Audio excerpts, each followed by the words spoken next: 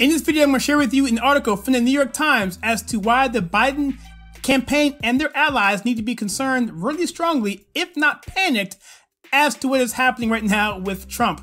He's closed the gap, and yeah, this could be 2016 all over again, and it could be an utter disaster.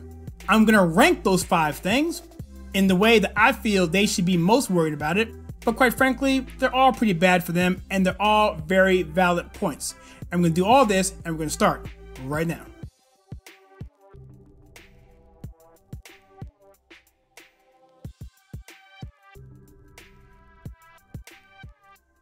Hi, my name is Kyle, and welcome to the channel. This is The Conservative Take.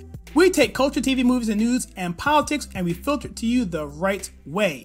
If that is something that you would like to consider doing with us, then please consider hitting that like and subscribe button and that bell icon so you don't miss any future content. And also hit that join button if you want to tag along with us and become a member of this channel. We would be most appreciative.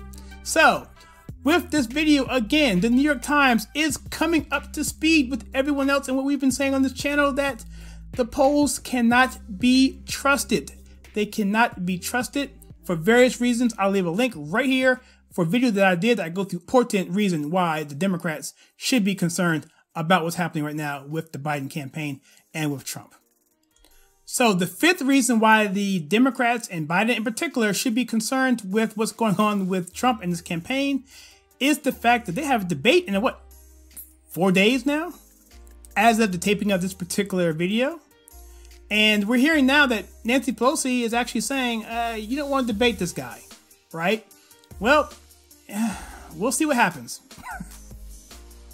If you're watching this past the fact, you already know what happened. So that should be interesting for you guys who watch this after the fact. That being said, the 5th reason is this: Trump is a personality that's larger than life, and he will just destroy him from a sheer personality perspective on the stage. Biden is a small man. At this time in his life, he just does not have that much of oomph and pizzazz, and he just doesn't have any type of ability to keep up with Trump. Trump is just a once-in-a-generation type personality, and that is what they're worried about. He's just going to take up all the oxygen in the room. He's going to have the one-liners. He's going to put him on the defense. He's really good at thinking on his feet. He reminds me of the old-style movies I used to watch, Steve Martin and Don Rickles, those guys. That is an era that I think Donald Trump would fit nicely in. And it's going to be that kind of persona that's going to be on full stage of a president who is emboldened in the presidency of the United States. He has confidence. He has momentum. He has a record to go on. He has a huge following, and his poll numbers have never been better. Well, they haven't been better since inauguration. As of this taping of this particular video, he has had 10 straight days of approvals above 50%. So yeah, Trump's going to be in rare form come Tuesday. Okay, so reason number 4 why Biden and his allies should be concerned is that the generic ballot is tightening. Now, Kyle, what does the generic ballot mean, or what is it? Well, the generic ballot is simply this. It's a poll that says, regardless of the office, if it were a Republican or if it were a Democrat, which of the two would you vote for? And in the past, going back to 2018, I'm going to reference that, it's been heavily in the Democrats' favor. And it didn't help them much in 2018 because even with that margin, the blue wave still didn't happen. In fact, the Republicans did extremely well, picked up 2 senators along the way. So this time, back in June, the margin was 10 points. Now it's like around 6 points, which means it's getting tighter. And so that is a concern. And it's only going to get worse as we go closer to election, because eventually Trump will get his incumbent bump, which happens every president over the past 50, 60 years. It just happened. So that's going to tighten even further. A big concern for Biden and the Democrats. Okay, now, so for point number 3, this is going to be something that we talked about before, but I'm going to read what the author himself said about this, and we're going to get right into this. It's fascinating. First, there are indications that Trump's base of support, whites without college degrees, is more energized and committed to voting this year than any key Democratic constituencies. And there is also evidence that polling does not reflect this. This, my friends, is what we call the monster vote. I'll leave a link again in the description to talk about that. But this is a group of people that is one of Trump's largest demographics. and it's only getting bigger. Listen to this. In 2016, there were nearly 200 counties that for the last 50 years almost voted for a Democrat every single election cycle by more than 20 points. What happened? Well, when Trump came along, those counties flipped to not only win, but to also carry it by 20 points, a 40-point swing. So, listen to this. Nearly 200 counties in this country in states like Iowa, Wisconsin, Michigan, Ohio, the Midwest, those counties, since going back to 84, we had Mondale, Dukakis, Clinton twice, Gore, Kerry, Obama twice. All of these people were voted by these counties, nearly 200 of them, at a rate of 20%. So in 2016, what happened? That was what you call the so-called blue wall. Trump smashed it. He got those counties to flip, who were already voting 20% higher for a Democrat than a Republican, to do the exact opposite for him, to vote 20 points for him over the Democrats. Do you remember those 6 Democrat mayors that flipped in Minnesota? Well, that all stems from this too. Fascinating. Now look at this clip that we did a while back on this subject matter of this group. Attention a few weeks ago. This is Pew Research. This is people who did not vote. So right now you see this left column here, this left circle, 52% white. These are people by race who did not vote. So of the people who did not vote, 52% were white. That's key because that's a big area of focus for the Trump campaign. If they go after this particular group, this could be a huge untapped voting base. And to the right here, we have 51% of people who didn't go to college are non-voters, which means these two sections, non-voters who are white and non-voters with high school or less, are above 50%. And if these people show up in any portion whatsoever, that's basically icing on the top, because they're going to vote for Trump based on all demographic metrics that are out there. So, you see what I'm saying? That demographic is huge, and this alone could just open this election wide open. And here's the key point of what he said in this article. He said, evidence is that the polling does not reflect this. That is what could break this thing wide open. And just think and consider this. This group is so large for Trump in 2016 that even if Hillary had gotten the same turnout that Obama had gotten in the black community, she still would have lost. Incredible. And continuing on to rank this list, at number 2, it's going to be what I think is going to be the secret weapon for the Democrats and the Republicans this election cycle, is the fact that Latinos and Hispanics are supporting Republicans. They're supporting Trump in huge numbers across every single poll that I've seen. We did a video a year ago about 2 polls that had Latinos, Hispanics at 50% in 2 separate polls. We recognize the fact that they were early polls, they were small samples, and they could very well be outliers, but that 50% number didn't come that far down. It stayed in the 40s for a long time, and it is consistent. We're seeing this show up in polling in Florida, where you have a battleground poll of Trump leading by 4, another one with him slightly leading in Arizona.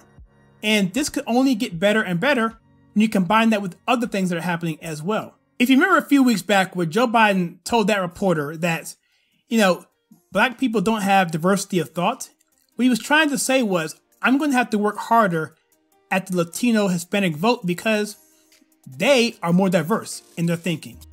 And so he was basically saying, I can't pander as easily to them, even though he's tried. And so the Latino Hispanic vote is going to be a huge player in this game. And unfortunately for Democrats, it's going to work against them because they have not been meeting their needs. They've just been saying things that they are not about. They're not about socialism. They're not about communism.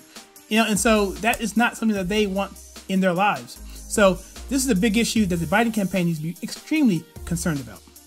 Okay, so for reason number 1, it's going to be this. Voter fraud via mail-in balloting is not going to be as effective, if at all, for the Democrats. So let me first tell you what I think the plan was. And this is my opinion, but I think it's pretty sound. The fact is, after COVID and the riots and people were fearful, they didn't know what to do. They were scared to leave the house. Democrats, for whatever reason, decided that mail-in voting would be the way to go. We'd just ship out ballots to people randomly, mailboxes. You go to your mailbox, you pick it out, you fill it out, and you mail it back in, and you get to vote. The problem with that is it's illegal in many states. And so what we're seeing is many states, the Supreme Courts, are actually making the rules differently now, saying that these things can be counted after the election by a course of days, weeks, months, whatever, making 2020 a complete circus. And so what Trump has been able to do is let people know in no uncertain terms that this is not a good thing. He's pointing out irregularities, he's pointing out hypocrisies, he's pointing out all kinds of bad things that can happen and do happen in examples we've seen all over the country. Even look at 2005 when Jimmy Carter led up a group, the Federal Election Reform Committee, where they basically said that absentee ballots remain the largest source of potential voter fraud. That's Jimmy Carter leading a bipartisan group warning America back in 2005. And so everyone knows this. This is not debated. No one on the street can even with a straight face say that they trust mail-in voting. Not at all. You've heard the thing where you say, if you put a $50 bill in the mail to yourself, would you trust to do that? Most people wouldn't do that. So if you wouldn't trust that, why would you trust the ballot going out to something that is being totally randomly sent to you? You didn't ask for it. And so President Trump has been so effective at doing this. Now the Democrats are saying that Trump is staging a coup d'etat or a government takeover. Utterly ridiculous. And so here's what the Democrats are so fearful of, is that the 60 million Trump supporters who were locked down as well, but are not afraid to come out and vote, are going to do so enthusiastically. And those 60 million votes are going to be counted on the day of election. They're going to be locked in, undeniable. And everything after that is going to be the mail-in ballots of the Democrats. They're going to have a suppressed vote because those people were not able to go out to vote because they were scared, for whatever reason, whatever the Democrats told them to do. And there's a high probability that those ballots are going to get tossed out for any number of reasons just because of the nature of that type of ballot.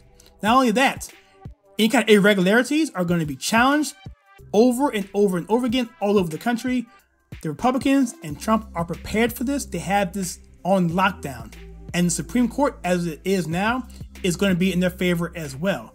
So as we get to Inauguration Day on the 20th of January, it's going to be locked and set because there's not going to be anything for the Democrats to do. And that's what they're afraid of the most, is that this whole effort of mail-in voting, this whole effort of locking people down, getting them fearful, having them vote by mail and throw in millions of ballots across this country and have them counted is not going to work. All right, so what do you think about the generic ballot being the way it is? What do you think about President Trump and his debate ability against Biden? What do you think about the Latino vote and how that's doing and how that has been consistently high all throughout and is now bringing a lot of key battleground states to the top for Trump? What do you think about the mail-in voting? Do you think that was a big deal in terms of the Democrats? Do you think they're going to be able to get their stuff through? And lastly, what do you think about the Middle America vote that's been so strongly for Democrats over the years, now strongly going to Trump and Republicans? Let me know in the comments below. I'd be curious to know what you think. And so if you like what we do on this channel, we take culture, TV, movies, and news, and politics, and filter to you the right way, then please hit that like and subscribe button and that bell icon so you don't miss any future content. Please share with your friends. Also, if you like, hit that join button and become a member of our channel. We really appreciate that. And also, please check out some content that we have right here.